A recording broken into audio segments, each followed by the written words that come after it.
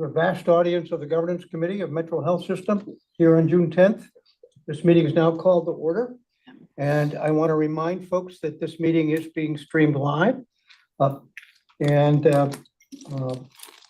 look forward to being able to share the content then both today and then anybody could look at it subsequently at their leisure. On the agenda today, we have the approval of minutes. We have basically 5 information subjects: strategy committee charter, new board member appointment update, governance work plan, continued discussion of board education and board retreat content and approach. We will adjourn to executive committee to consider a confidential matter regarding board content. And then we will come out of executive committee and consider and take action regarding a strategy committee charter updates. So if there's no objection, let's proceed. The first item of agenda is the approval of the minutes from our April 22nd, 2026 meeting of the Governance Committee. Dr. Walker, do I hear a motion to approve? Yes, you do, sir. So moved. And I would second, and I think having done so, the motion carries. The minutes are approved. The first item on the information item list is the approval of the strategy committee charter changes. Brendan, you want to give us an update there? Yeah, thank you, Mr. Chairman. As you know, Metro Health's board bylaws charge the governance committee with reviewing all committee charter changes. Accordingly, since our last meeting, the strategy committee has met and made a series of edits to its charter to clarify how it will support the enterprise's strategic plan and the strategic plan's execution. The proposed changes are shown as track changes within the governance committee book today so that you can easily review what language is changing. Later in this meeting, we'll ask the governance committee to recommend these proposed changes for approval by the full board. Are there any questions or comments on the proposed changes? Just for those who may not have the benefit of looking at them, they're really clarification statements, shortening some long sentences, clarifying basically priorities, and using words that I think are a little more descriptive of the work of the strategy committee. It does not change the intent of the work or in any way impact how we're going to approach that subject. It just provides clear guidelines both to the current committee and to future strategy committees.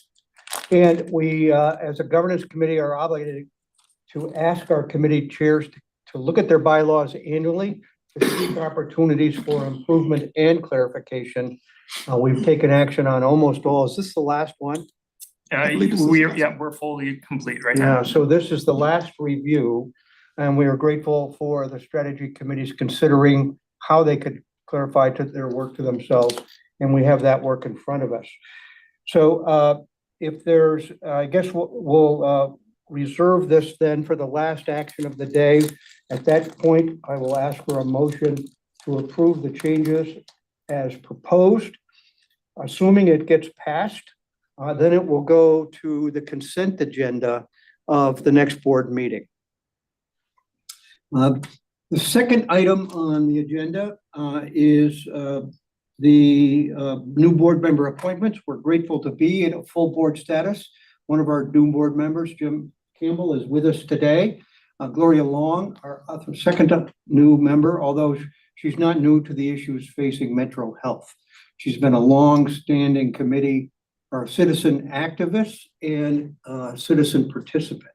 And then so she'll be able to hit the ground running as well, Jim. So Jim, you want to tell us a little bit why you were excited to accept this challenging opportunity to be a board member? Thank you, Mr. Chair. No, I am very, very pleased to be a member of the board. I've been at Metro for 31, 32 years. I lost track, ran out of fingers to do my counting on. But I think it's an incredible opportunity to continue to serve this great institution. We're grateful for that. And I would say as a non-medical trained person in any way, it's very helpful to me when we weigh into some of these particularly operational considerations, quality, regulatory oversight and behavior of how that affects the performance of the hospital and from the perspective of the folks doing the work here. That's very valuable to me, and I'm grateful that you and Dr. Walker are able to bring that. Certainly the staff does too, but they don't vote. So we have the opportunity to consider all these things, and then you will, put your signature on the line. So thank you for that. Mr. All right, Chairman, so we're great. Yes, sir, Harry? could I just make one change? My initial appointment was in September of 2021. Okay. I will make that change, Chair. Thank you. Ready, thank you for that. The next information item is the governance work plan. James Wellens? Yes, Mr. Chair, I have asked Brendan Sorg and Melissa Keating to put together a chart outlining the obligations of the board under its policies and bylaws. We have a draft attached to the minutes today. This will enable us to better track and comply with the obligations of the board. For example, if we look at the policy one, EOT 05, for example, requires the investment committee of the board to evaluate the performance of the portfolio on a quarterly basis. So we'll be able now to track that. And next thing we're going to do is tie these to some dates for the board. Likewise, if you go to the bylaws, as you know, there are obligations for the board as well as the committees of the board in the bylaws. For example, the board is required to hold an annual meeting in March each year. And as we just discussed, the committee charters are to be reviewed by the board on a periodic basis. So again, this will allow us to monitor and track the obligations of the board and the board committees on an ongoing basis. And I know our audience has not seen this very thorough checklist, but it covers significant range of subjects, policy review requirements, such as you just identified, the bylaw review requirements, short version of the bylaw requirements. So there's a long list or short list, and then the committee charters, and then the education planning. And there are long lists of requirements, which will provide a significant advantage in making sure we don't miss our duty. And I would say I have learned when government entities such as this have these duties that are prescribed by our own commitments and bylaws and state law, and if we fail to adhere to that, we leave ourselves vulnerable down the line. If something were to go wrong and someone says, where was the board? Did they do their duty? And if we look back and said, whoops, we missed that one, that not only is a dereliction of our duty and our obligations, but it's one of those examples where we lose confidence and trust on the part of those for whom we serve, both the employees, the patients, and the taxpayers in the region. So this allows us to have more rigor and thoroughness to do our job. It doesn't tell us how to do all this. It just says, make sure you pay attention to this wide range of subjects on some periodic schedule. And by doing so, we increase the odds that we're going to make sure we don't have the oops and the, oh my gosh, where was the board? So, part of our obligation, especially at this time and place in the history of this institution and I would argue, in our society, acting in a manner that increases trust is a really challenging but very important action that we have to take, and this will help us to do that. So I thank you two for taking the time to put this checklist. It's our obligation then, Dr. Walker as a committee member, Lola Garcia and me, then to make sure we follow this. So you've given us the tool to do that. Thank you. Any questions on this? Mr. Summers, I would just like to say that Lola has joined the call virtually. Oh, She's great. just off camera. Well, great. Thank you. Yeah, welcome, Lola. We'll Thank see you when you. you show up. Sorry, I'm late. No, that's fine. Hey, I don't know if you've had a chance I'm sure you've looked at this work plan, but it's very thorough. And I know you understand the implications, particularly as a practicing attorney in an administrative law, that we follow the law. and this helps us to do that. Any thoughts that you want to share on the work plan? No, I mean, I agree with you. It is very thorough and your overall assessment that it's important to make sure that we have these, procedures and efforts in place to make sure that we're doing all the things that we should be doing and meeting our obligations as a committee. Good. Thank you for that. The next item is board education. And we had identified, and this is an ongoing conversation, but one point we can add to the conversation, but we want to particularly talk about revenue cycle and reimbursement funding. Dr.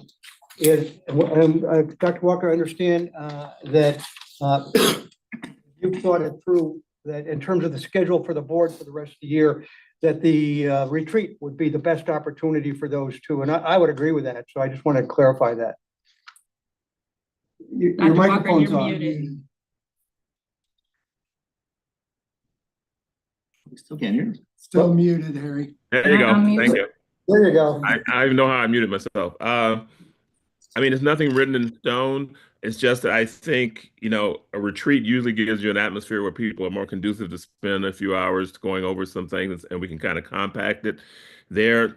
My suggestion, when Tamika and I talked about her, and of course, she's the boss, so we do whatever she suggests. But I think that we, could use the retreat as an opportunity to get the main copy. And if there's some that's left over, we could incorporate those into some of the agendas during the regular year. So if we could do the bulk, again, if the board has the time at the retreat, that gives an opportunity to do those. And then any leftover, we could kind of integrate through the year. But I'm a big believer in board education, continuing education. And I think the longer we do this, the more we learn about this, the better we get at these jobs, which are, as we all have discovered, are very challenging at times. So I think this is a great opportunity. But again, I'm open if other members feel differently, want to do them a different way. It's nothing written in stone.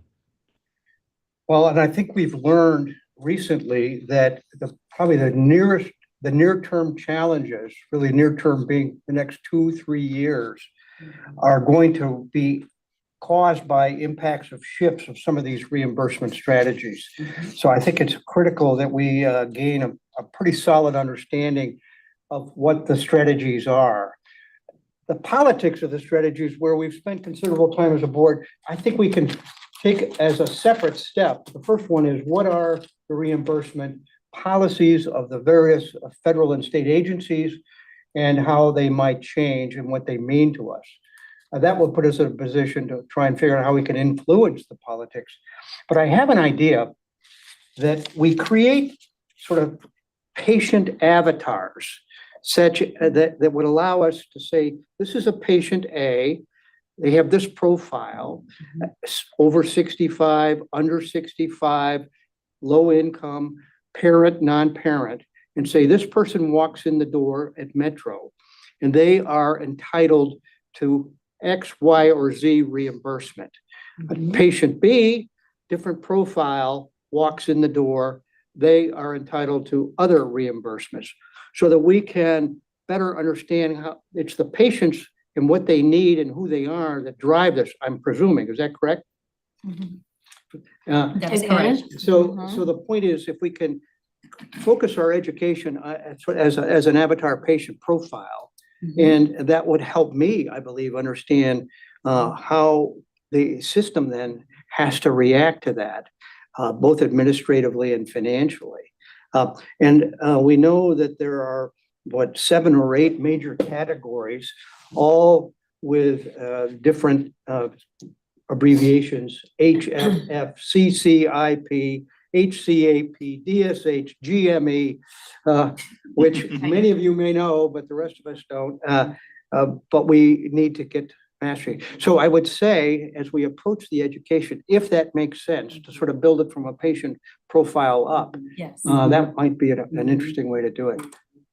I've been in meetings where they actually had these avatars as cutouts. So when we say, oh, this is a single mother, we have a woman. Anyway, we don't need to do that, but it would be a way. I think we can talk to Dr. Shahadi and his team and work with finance to get that together for the September retreat. Good. So we're gonna keep it on September 30th. It is on 30th? Okay, good. Good. I just think though, in line with adult learning theory, having something like that that's more interactive and more practical, you know, it really helps to better understand it. So I like the suggestion. I interrupted you, Jim. No, that's okay. And this is just a commentary that as we go forward on this, the way it sounded, the way you said it is not the way we want it to sound. I appreciate that. We Yeah. want it to sound as Metro assures that every person is getting the care they need regardless of their ability to pay. Mhm. This is how we figure out how Metro financially gets reimbursed, Mhm. meeting that mission. Sure. And that's sort of top line. Otherwise, it sounds like Yeah, I agree. And a thank lot you. of other health systems, it's sort of like, well, what can you get paid for there? That's what we're gonna do. Well, and I appreciate the Yeah. correction, and I stand corrected. Thank you for that. So we'll have to figure out how to appropriately present this, and, so, yeah, Well, thank you. and because some pieces of this, you know, like the GME, that's dollars we receive to educate residents, you know? So while it is connected to patient care, right, there are nuances around it. So I think the idea of here's an avatar, right? One of those avatars might well be a resident, Mhm. right? But I think that that's a great point of, for the care that this person receives, what reimbursements do we receive? And sometimes that's through the financial, you know, assistance plan, so. Sure. So that, so thank you, staff, for taking on this assignment. And I've been here, I think, 3 years, and it remains, I'm getting clearer on it, no question. But we can't afford 3-year runway for a board member to become knowledgeable and comfortable. So our opportunity is to shorten the learning curve. And that brings another important subject that I believe, well, we can decide where and how, is the Ohio Sunshine Law. By law, we have to be educated formally by some certified presenter every 2 years. Is that correct? And That is correct. and our time is up. That is correct. We got to do it this year. That's correct.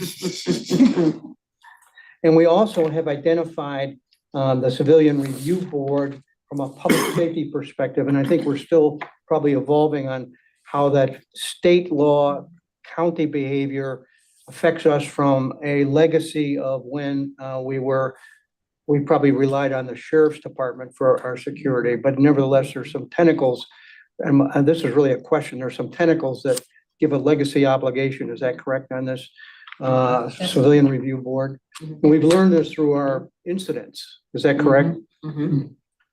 I think it was more of, it came out through the most recent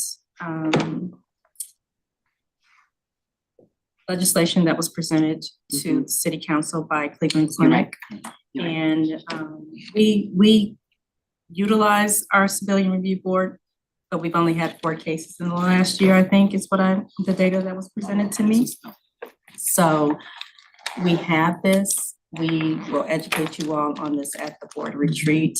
But this is something that we had prior in place well before the article came out. Okay.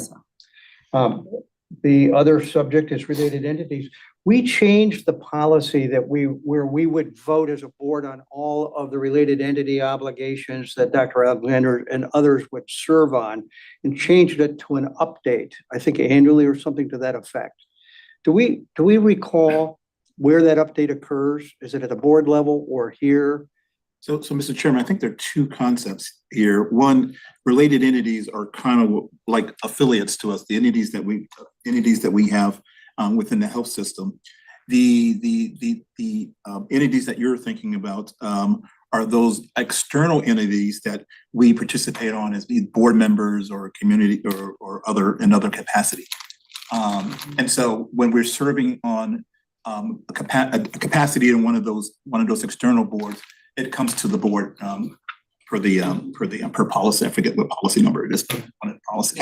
Okay, thanks for It's BOT clarifying 07. that. So what's the substance then of this related entity internal affiliates and how do we want to approach this subject? I don't have a sense of this. Yeah, so we brought related entity updates through the governance committee in the past. So these would be entities like our Lumina Imaging, Ovation, right? They're held out as non-Metro Health entities, but Metro Health holds an interest in them. And CCH, CCH is the biggest which I think one. you're more familiar with, Mr. Summers. And so we're gonna do them as they come up.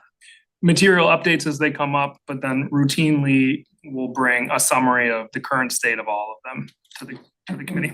To the entire board. We've traditionally done that annually. We have a time we talk about, we get an update on related entities, just look at what there's usually some agreement of the board of what the expectations of business plan or something about what the expectation of the organization was when we entered them. And like I say, usually around about an annual basis, and maybe, we may not hit everyone on an exact date, but usually we look into them and just to make sure that we're on plan or they're still contributing to Metro in the ways that the board and the organization was expecting. So like I said, we do that at least annually. Okay, so when do you want to do this, Dr. Walker? Do you want to do it to the governance committee or do we do it to the whole board?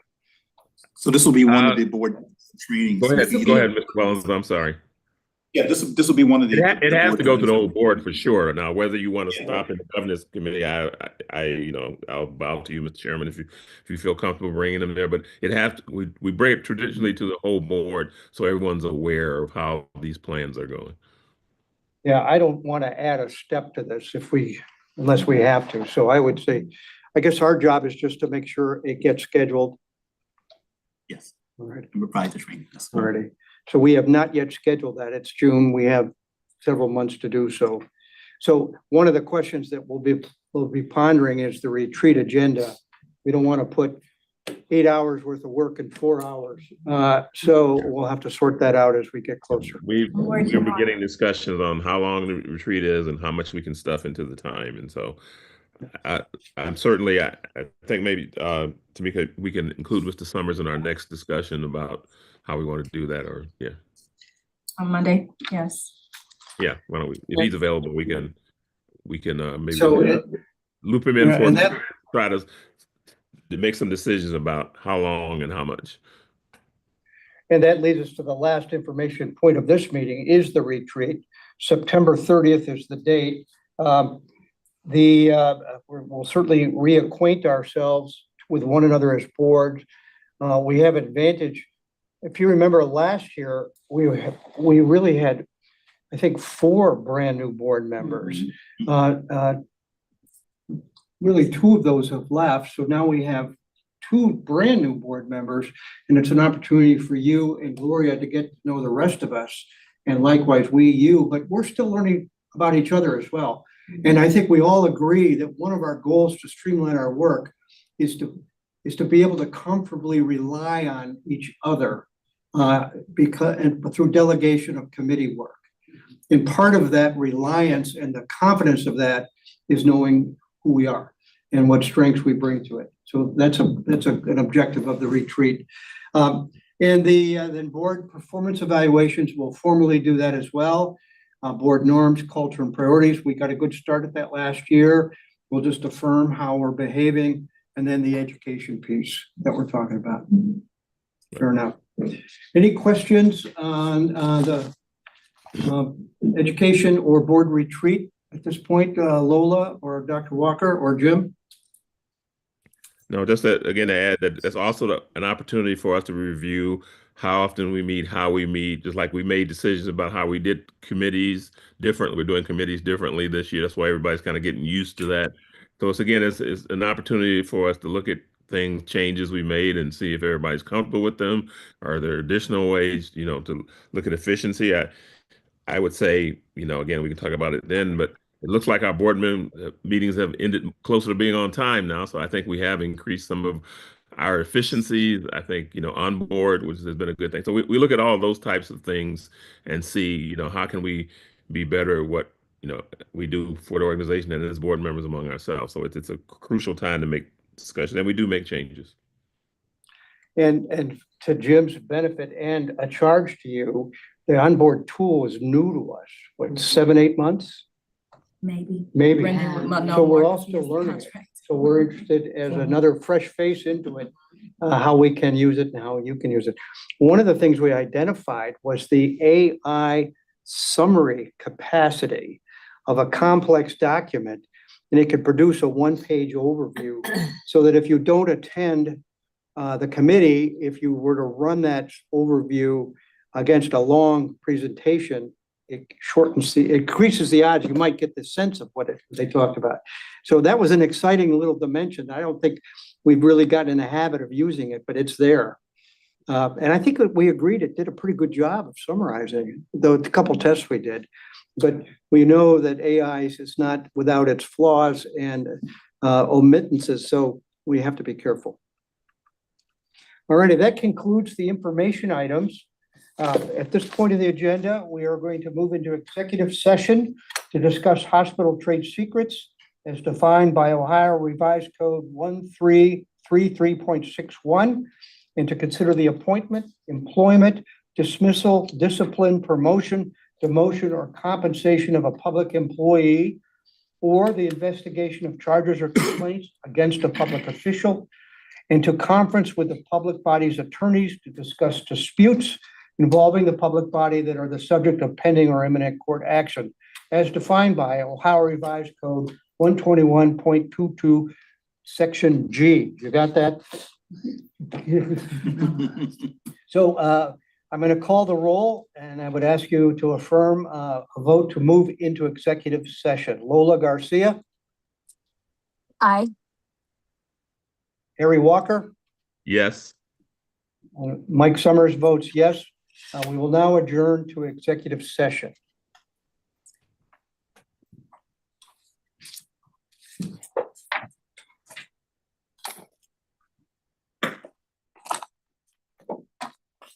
I should have asked the public to leave, but.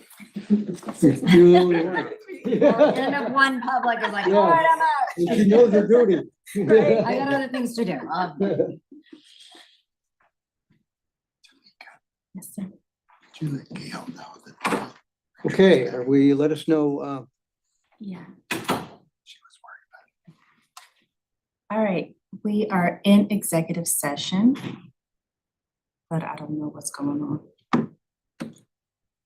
Did I put the wrong thing? Did we lose Lola? I'm still here. Can you hear me?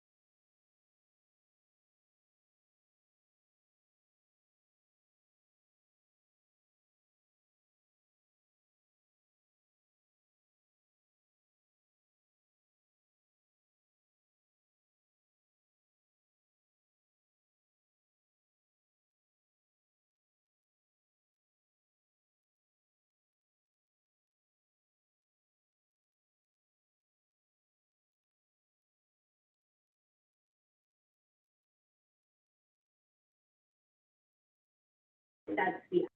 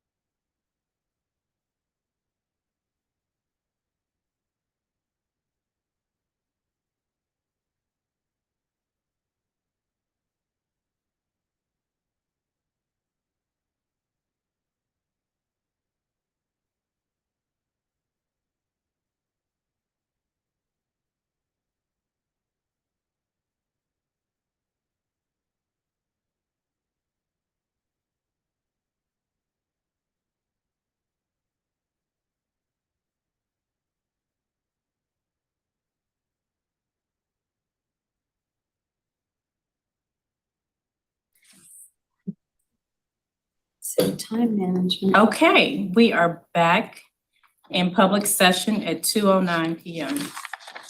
All right, well, welcome back. The last item on our agenda is the approval of the strategy committee charter updates that we considered in the information section of this agenda earlier today.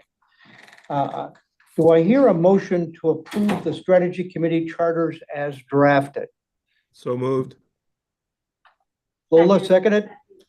All righty, it's been moved and seconded that we consider these changes as drafted. Any discussion on the item that's before us? Seeing none, all those in favor of approving the changes as drafted signify by saying aye or raising your hand. Aye. All right, it's unanimously decided to approve that there are no nays.